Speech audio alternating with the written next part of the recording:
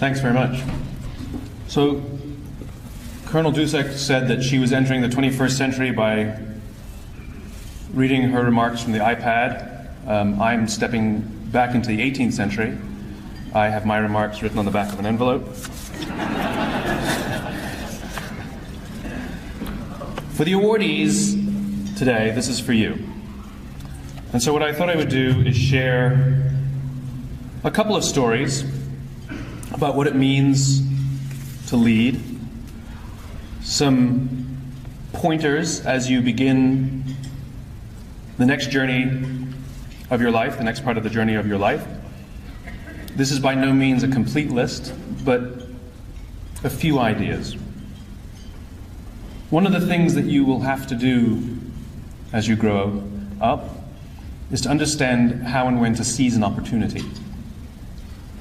I went for a run with a friend of mine around Central Park, and every week or so there's an organization that organizes races in Central Park. So we were doing one of these formal races, and very often they have a sponsor, and they'll give something away for free at the end, apples or something. On this particular day, they were giving away free bagels. And we passed the finish line, and there was a few cafeteria tables laid up next to each other. And on one side of the cafeteria tables were volunteers handing out bagels. There were boxes of bagels on the tables, and then a long line of runners waiting to be given their free bagel. So I said to my friend, let's get a free bagel. And he says, nah man, I don't want to stand in a line. And I said, free bagels. He's like, nah, I don't want to stand in the line. I was like, free bagels. And that's when I realized there's two kinds of people in this world. There are people who see the thing they want, and there are people who see the thing that's preventing them from getting the thing they want. And so I went up to the line, I leaned in between the line, I put my hands in between a couple of people, I grabbed a couple of bagels, and I got us free bagels. And this is the point, which is you're allowed to take shortcuts, and you're allowed to go out to the thing you want. What you're not allowed to do is push someone out of the way and deny them getting the thing that they want. No one got mad at me because I didn't cut the line. I didn't push myself into the line. I simply leaned in. What I sacrificed was choice. I didn't get to choose what I wanted. And this is the point. Stay fixated on the thing you want. Go after the thing you want. Use any means necessary to get the thing you want. But do not deny anybody else from getting the thing that they want. Lesson 2. Tell the truth. It's the most important thing you can ever do. I visited Quantico Marine Base in Quantico, Virginia, and the day I was there, total coincidence, there had been an incident. And so we sat down for a meeting with the colonel, the boss of Quantico. He was going to give us a briefing on what goes on at Quantico, and he showed up a few minutes late. You know it's a big deal when Marines show up a few minutes late. And he apologized. He said, I'm terribly sorry I've been dealing with this incident.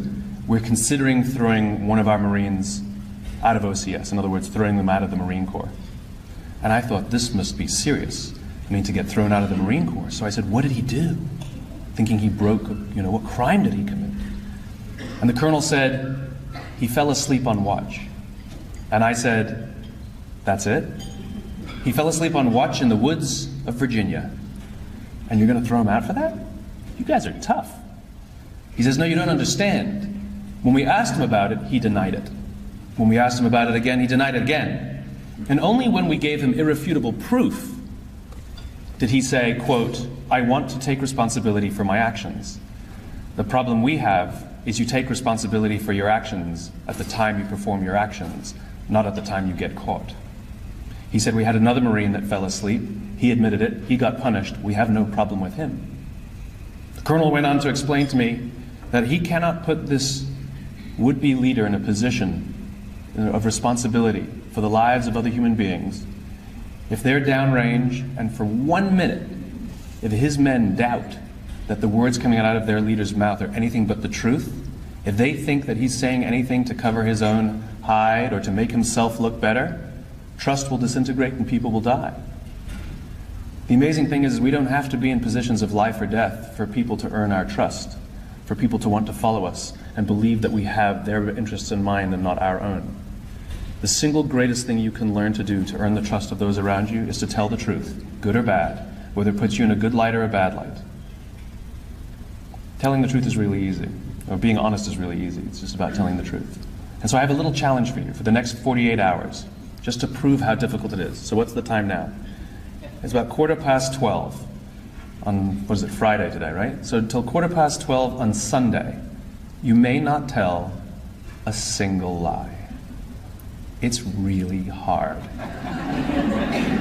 Because we're conditioned to tell lies. It's not always a bad thing. Somebody gives you a birthday present and you think it's the ugliest thing you've ever seen. And they say to you, do you like it? Do you say no? Or do you say, thank you, I love it? Which is a lie. So you have to find other nice ways of saying things. If somebody says, do I look fat in these jeans? You don't say, yes.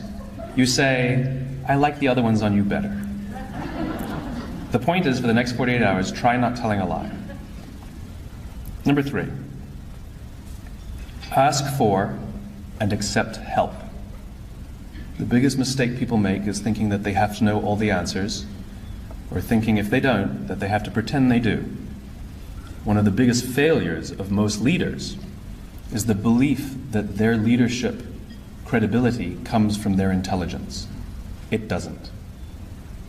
There was a retired captain from the Navy, Captain David Marquet, who was a career naval officer, submariner, who was given one of the greatest honors any naval officer could ask for. He was given command of his own submarine, a Los Angeles-class, nuclear-powered fast attack sub. How cool is that? He was going to be given command of the USS Olympia, and it was one of the best-rated crews in the whole fleet. And Marquet, like many, believed that his credibility as a leader would be based on his own intelligence. And so he studied that boat for a year. He spent a year on board learning every screw, every nut, every bolt, every valve. He studied the dossiers of his crew. He knew everything about who they were, where they come from, what their educations were. He was going to be a good captain. 2 weeks before he took command of the Olympia, he got a phone call that told him, you won't be the captain of the Olympia, you will be the captain of the Santa Fe. And by the way, it's the worst rated crew in the entire United States submarine fleet. They ranked last or close to last in almost every readiness measurement the Navy had. Marquet didn't want to let anybody know that he was a little bit unfamiliar with this slightly newer ship, so he kept it to himself. And he's still an ambitious guy with a big ego, and he figured, if I give good orders, I'll have a good ship. And if I give great orders, I will have a great ship. And so on the first day, he started barking orders to set sail, and everything was going smoothly. Everybody was following orders. It was great. Second or third day out, submerged, they decided to run an exercise. They turned off the nuclear reactor manually and pretended they had a meltdown, and they ran on battery power. It's called EPM. And Marquet decided to make it a little harder to see how his crew would respond under pressure. So he gave a simple order, ahead 2/3, which means run the boat 2/3 its maximum speed. His number 2 in command, standing right next to him, who incidentally had more experience on the boat than anybody else, 2.5 years aboard the Santa Fe, repeated the command, ahead 2/3, and nothing happened. Marquet peers out from the side of his periscope, and he sees Seaman Jones, a couple stripes on his arm, just sitting there squirming in his seat. Marquet could see it. Marquet says, Seaman Jones, what's the problem? And Seaman Jones replies, sir, there is no 2/3 setting. Apparently on this slightly newer boat, there was just no 2/3 setting on the battery power. So he turns to his number 2, he said, did you know this? He said, mm-hmm. He said, then why did you give the order? He said, 'cause you told me to. And it's at that point Marquet realizes that he's aboard a ship that he doesn't understand, and he has a crew trained for compliance. It's not like he can just turn around and come back and change his crew out or get another boat. This is his crew. And so he was forced to re-understand what leadership means. Leadership is not the captain knowing all the answers. Leadership is trusting that his people knew more than he did. Because the person who did know was Seaman Jones with 2 stripes on his arm, who knew exactly how the ship worked. The people at the top have all the authority, but the people at the bottom have all the information. The goal is not to push the information up. The goal is to push the authority down. Trust people that they know how to do their jobs, and when they offer you help, say yes. Admit you don't know things. Because when you admit you don't know things, people will help. When you say you know everything, it's not that people don't want to help, they just don't think you need it. Ask for and accept help. Take the risk to trust people. That's the next lesson. Bob Chapman, who's a dear friend of mine, runs a large manufacturing company in St. Louis called Barry Waymiller. Historically, in factories in this country, we treat management differently than we treat the people who work on a factory floor. For example, if you work in management and you need supplies, you go to the supply cabinet, you open it up, you take out pens and papers or whatever you need. If you work on the factory floor, you ask permission to go to the supply cage that's kept under lock and key so that someone else can sign out stuff that you may need. If you work in management, if you're going to be home late from work, you pick up the phone, you call your kids, you tell them you're going to be home late. If you work on a factory floor, you ask permission to go to the payphone to call your kids to tell them you're going to be home late. And it creates this division. We think that because someone doesn't have a college education that they're untrustworthy. Nonsense. And so Bob took the risk of trust without any fanfare, without running any studies, without asking for anything in return.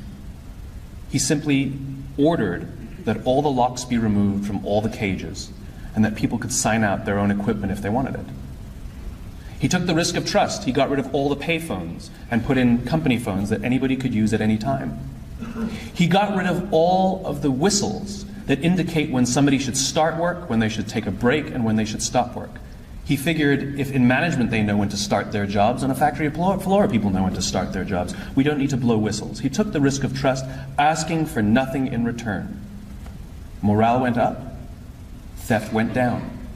Because when we trust people, they rise to the occasion.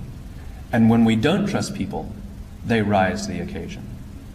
Leadership means taking the risk of trust, even if it goes the wrong way, because you'll be responsible for when something doesn't go right. This is one of the fun things about leadership. When everything goes right, you give the credit away. And when everything goes wrong, you take all the responsibility. That's what it means to lead. This is my favorite story of all. Remember who you are. There was an Undersecretary of Defense who was giving a speech at a large conference of like 1,000 people. And he was recently retired. So he was the former undersecretary, one of the former undersecretaries of defense. And he was standing on the stage giving his speech, his prepared remarks, and while he was talking, he was taking a sip out of a cup of coffee he had in this styrofoam cup. And he sort of looks down and smiles and interrupts his prepared remarks. And he says, you know, last year I was the secretary, as the undersecretary. And I spoke at this exact same event in this exact same venue last year. Except last year, while I was still undersecretary, they flew me here business class. They had a car waiting for me to take me from the airport to the hotel. Someone had already checked me in and escorted me up to my room. The next morning I came downstairs, there was someone waiting for me in the lobby, and they took me to this same venue. They took me in the back entrance, they took me into the green room, and they handed me a cup of coffee in a beautiful ceramic cup. He says, I'm no longer the undersecretary. I flew here coach. I took a taxi from the hotel to the airport. I checked myself in. This morning I took another taxi to the same venue. I walked in the front door. I found my way to the backstage, and when I asked somebody, do you have any coffee? He pointed to the coffee machine in the corner, and I poured myself a cup of coffee into this here styrofoam cup. He says the lesson is, the ceramic cup was never meant for me. It was meant for the position I hold. I deserve a styrofoam cup. We all deserve styrofoam cups. As you become more successful, as you do well in life, you will be afforded many advantages. People will call you sir and ma'am. They'll carry your luggage. They'll hold doors open for you. They will bring you a cup of tea without you even asking for it. But it's not meant for you. It's meant for the position you hold. And when you move on, they will give all those things to the person who replaces you. Never, ever forget that you only ever deserved a styrofoam cup. Go forth and do